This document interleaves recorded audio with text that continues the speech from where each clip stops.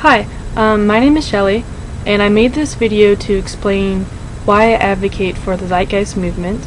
I am an artist, a philosopher, and an athlete, but most importantly I'm a human being, and I do really care about this planet, and I do care about people and how we treat each other. And there's so many reasons that I do support the movement that I ended up just writing an essay, and I'm just going to read that to you guys, and I hope I apologize that my eyes are going to be dialing back and forth, but I hope it can connect to people, and it's the best way I could figure to organize my thoughts so I'm not just rambling. Okay, so why I advocate the Venus Project and the Zeitgeist Movement. If you have never heard of the Venus Project or the Zeitgeist Movement, I strongly encourage you to check them out.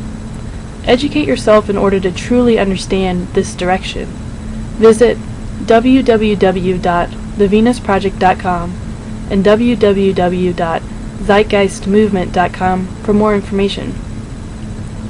Simultaneously, the Zeitgeist Movement, which is the activist arm of the Venus Project, is an intellectual movement, an ethical movement, a scientific movement, a philosophical movement, a social movement, an environmental movement, an education movement, and a civil rights movement. It calls for a complete redesign of our societal structures as we know them. We would essentially be entering a brand new paradigm. We believe that the world needs to change dramatically if we want a bright future for humanity. Real change. I believe in the power of ideas. They can change the world. I know they've changed me countless times. All the time I'm changing, evolving, learning new things. We need to do this as a society, as a collective. Many, if not most people, acknowledge that the world faces many problems. We see them every day. We know that there are people suffering all over the world from poverty, starvation, natural disaster, war, disease, violence, and discrimination. We realize that there's a large gap between the rich of the poor, the rich of the world and the poor. We know that we are dependent on oil and are polluting the environment. Needless to say, there are plenty of problems, but the important question is, how do we solve them? Most simply do not know. Some believe that our politicians are our best bet.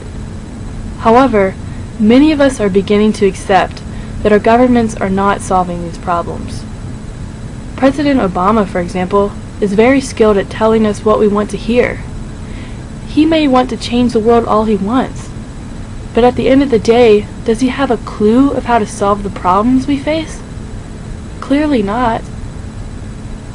What has really changed through the work of our political leaders? Are there any less problems than before? It is time for us to realize that our traditional ways of addressing problems is not effective. We need to understand that the only way to truly solve problems is by using the scientific method.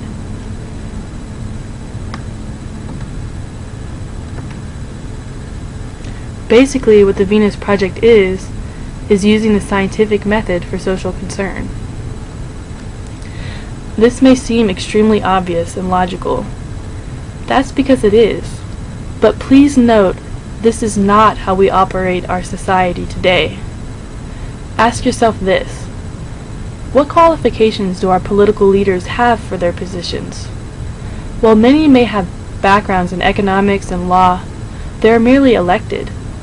Basically, what it seems to come down to is who is the most eloquent speaker and who has the most money to fund their political campaign.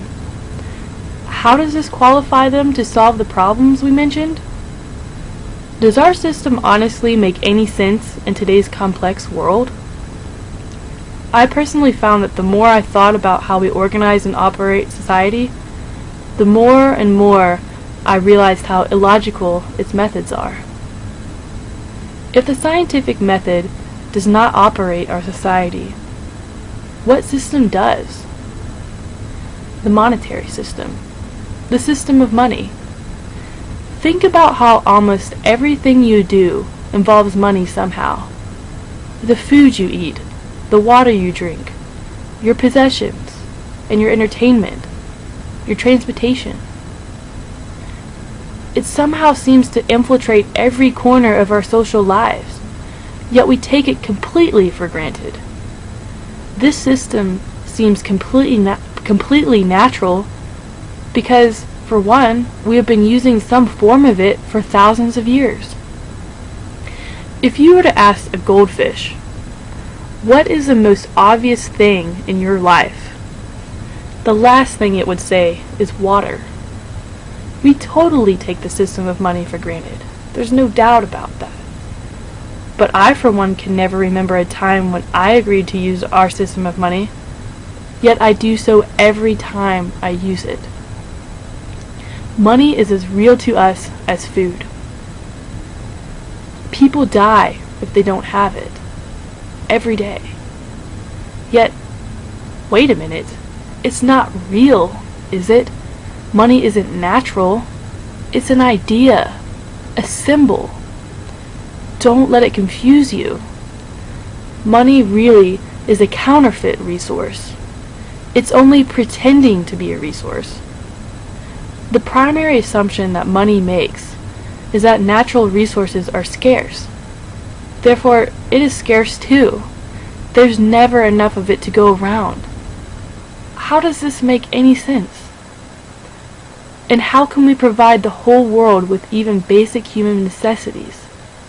We certainly can't afford it. But here again, we've managed to confuse ourselves.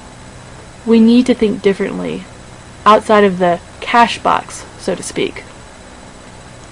The truth of the matter is that we do live on a finite planet with only so many resources. However, that doesn't mean that it is adequately described and represented through dollar signs. It is imperative, if we are to move forward into a new paradigm, that we understand that the system of money is outdated. It no longer helps us to account for our resources or their true value. In fact, it's hurting us in many ways because we are deluded to think that it is the most important thing, the bottom line. Money is not the end-all, be-all. It is just a tool of measuring the value of resources. And thankfully today we have updated technology. Instead of a monetary-based economy, I advocate, along with the Zeitgeist Movement, a switch to a resource-based economy. Please, once again refer to www.thevenusproject.com for more information on this. We don't need the middleman of money to tell us what we have. Instead, we just look at the resources themselves to see what we have. Another use of money is to measure supply and demand of goods and services. With our advanced computer and communication technology today, especially the internet, there's no reason we cannot find better ways to determine supply and demand without even using money. Besides, with the monetary system, demand and supply are often distorted and contrived. Just think about the advertising industry. Why is so much spent to tell us what we need? Shouldn't we already know that? The fact of the matter is, the money system, a technology that may have been more appropriate in the past, is no longer appropriate. How long will we keep feeding the monster until it destroys us completely? Because that is exactly what we are doing. As a result of the monetary system, even if there are unintended consequences, we are destroying our personal relationships as we are poisoning the planet. Why? Because it's profitable? Profitable for who? Who is exactly benefiting from the system? The rich? Are the wealthy really happier just by being at the top of the food chain? Perhaps happier than being at the bottom. But what happens when there's no more clean water or breathable air? What happens when we've destroyed the ecosystems at such a rate that they cannot recover. All the money in the world won't cure a diseased planet. Eventually, everyone will lose out. The only thing that will be left is a bruised planet, and it will take a great sigh of relief before continuing on its journey without that pesky cancer. Will it not be ashamed if we are the first species to cause its own extinction, all because collectively we are confused about what is important? That's crazy. I know that we are smarter than that. Please, we need to use our brains here. We are not on a quest to save the planet. We are trying to preserve humanity. It is imperative to understand that we are not separate from our environment. What we do to it will inevitably affect us. Creating sustainability is the only logical conclusion. At the end of the day, we need to take responsibility for how we interact in this world.